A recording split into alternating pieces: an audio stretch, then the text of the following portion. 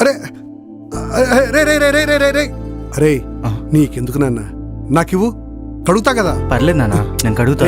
నువ్వు చదువుకుని పెద్ద ఆఫీసర్ కావాలరా, వెళ్ళు చదువుకోపోరా.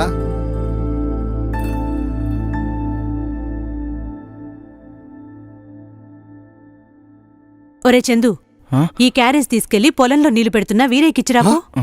రేయ్ నువ్వు చదువుకోరా, చదువుకో. ఇటీవు నీకెన్నిసార్లు చెప్పాలి చదువుకునేవాడికి పనులు చెప్పొద్దని? ఏంటయ్యా మీరు, వాడికేం పని చెప్పనియరు? పని చేయడానికి నేనున్నాను కదే. అది కాదండి, ఎదిగొచ్చిన కొడుకు, మీకేదో చేదోడు వాదుడుగా ఉంటాడని చిన్న చిన్న పనులు చెప్తున్నా, దానికి మీరు... వాడేం పని చేయనక్కర్లేదు, ఆ కష్టాలేదో మనమే పడదాం. వాడికి మంచి ఉద్యోగం వస్తే చాలు. ఈ బాధలన్నీ మనతోనే పోనీయే.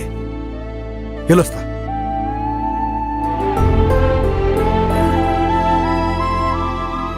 నాకు హారం కొనిపెట్టాలి. కొనిస్తాలే. ఏ సుబ్బారావు, ఈ రోజు అంత సంతోషంగా ఉన్నావు? అంతా సంతోషమేరా. నా కొడుకు 93% మార్కులతో ఫస్ట్ క్లాస్ లో పాస్ అయ్యాడు రా. అయితే నీ కొడుకు జాబ్ రావడం గ్యారంటీ, నీ అప్పులన్నీ తీరడం గ్యారంటీ. అవునరా, పదవే. చాలా కష్టపడ్డాడు, చాలా కష్టపడ్డాడు. ఏంటి సుబ్బారావు బాధకున్నావు? ఏంటి సంగతి? బాధపడక ఏం చేస్తాడ్రా? 3 సంవత్సరాలైనా ఆడి కొడుకు జాబే రాలేదు. వాడు నిజంగా పాస్ అయ్యాడు లేక పాస్ అయ్యాడని గొప్పలు చెప్పుకుంటున్నాడు, ఎవరు తెలుసా?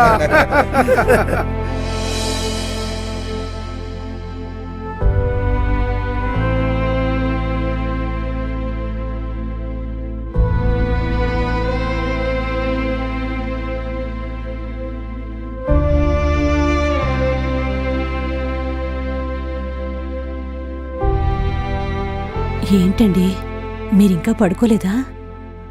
ఏం ఆలోచిస్తున్నారు? 3 సంవత్సరాల నుంచి వాడికి ఉద్యోగం రాలేదని, వాడు నిజంగా ఇంజనీరింగ్ పాస్ అయ్యాడా అని ఊరంతా హేళన చేస్తుంటే గుండెల్లో గుణపాలు తెచ్చినట్టుంటే, వాడికి ఏదో రోజు ఉద్యోగం వస్తుంది, అప్పుడు చెప్తా వాళ్ళ సంగతి. ఖచ్చితంగా వస్తుందిలేండి, ఏం ఆలోచించకుండా పడుకోండి.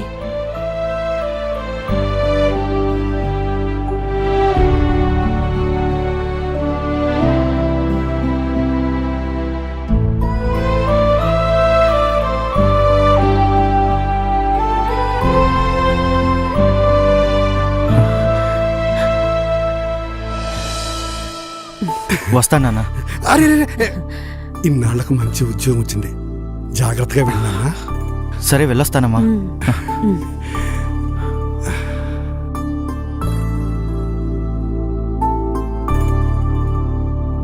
నమస్తే అన్నా, నేను చందుని. రత్నం పంపించింది నిన్నేనా? అవునన్నా.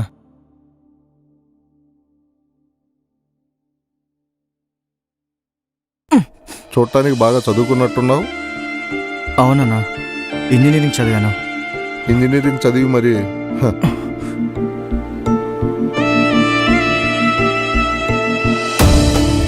తమ్ముడు టీ ఒకటి కొట్టు.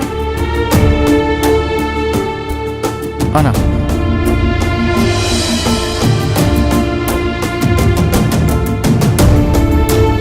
బాబాయ్, సరే ఇలారా, మీ సాఫ్ట్వేర్ అబ్బాయి డబ్బులు పంపించాడు.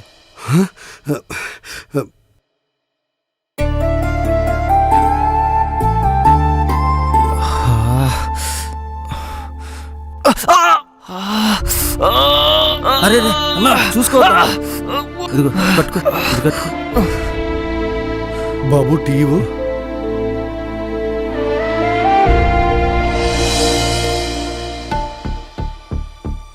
అన్న టీ తీసుకో.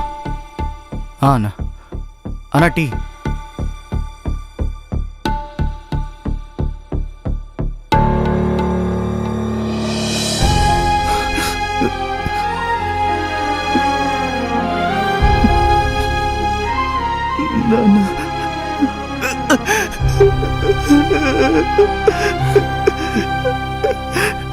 నన్ను క్షమించు నాన్న.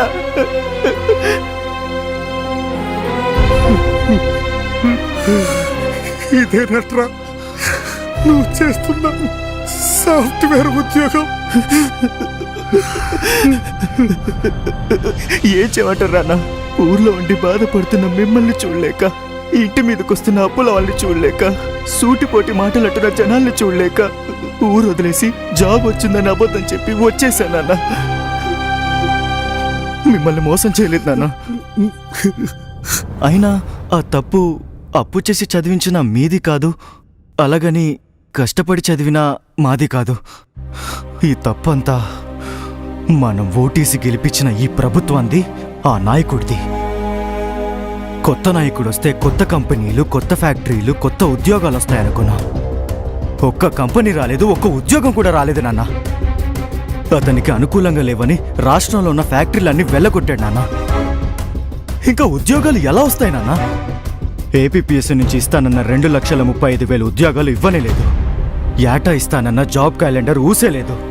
మెగా డిఎస్సీ అంటూ దగా చేసి 5 ఏళ్ల కాలం కేవలం కబుర్లతో గడిపేసి నిరుద్యోగుల్ని నిలువున ముంచేశాడు నాన్న. కూతుర్ని చూడటం కోసం స్పెషల్ ఫ్లైట్స్ ఎక్కి విదేశాలకు వెళ్తాడు, కానీ ఇండస్ట్రీస్ ఇన్వెస్ట్మెంట్స్ తీసుకురావడం కోసం కనీసం ప్యాలెస్ దట్టి బయటకు కూడా రానా ఈ సీఎం. ఇలాంటి వాడు సీఎంగా ఉంటే మా లాంటి వాళ్ళకు ఉద్యోగాలు ఎలా వస్తాయి నాన్న?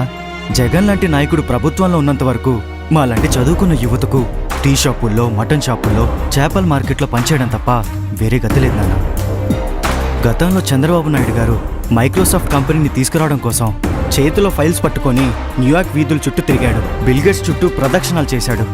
మళ్ళీ ఆయన సీఎం అయితే తప్ప మన రాష్ట్రానికి కంపెనీలు రావు, మాకు ఉద్యోగాలు రావు, మన జీవితాలు మారవు.